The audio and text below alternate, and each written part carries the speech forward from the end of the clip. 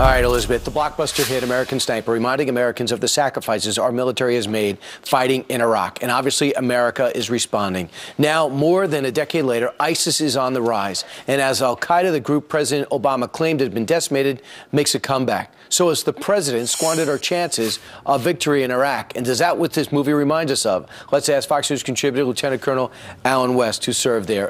Colonel, what are your thoughts as Sniper rages at the box office and there's blowback from others around the country?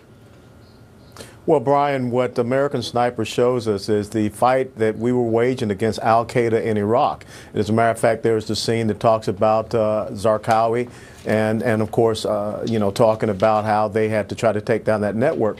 But what we have seen happen last year in the State of the Union address when the president touted that we did not have any American soldiers in Iraq.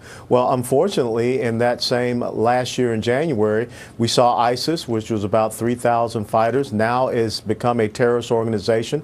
And that is really nothing more than the reconstitution of Al-Qaeda in Iraq, which we had defeated. So the problem is that President Obama came in and he based his national security strategy and policy on a campaign promise and campaign rhetoric, and you end up seeing these incredible ramifications thereof. Lloyd Austin said, give me at least 10,000. He's the general in charge. Leon Panetta, the defense secretary, says, I agree with Lloyd Austin's assessment.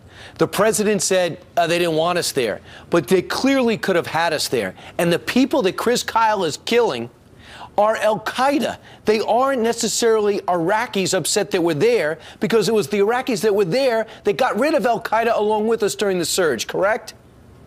Yes, you're absolutely correct. And it's interesting that General Lloyd Austin is now the Central Command commander, and he is continuing to have to deal with now ISIS when he had a solution to deal with Al-Qaeda in Iraq and the follow-on of the success that we had in the surge.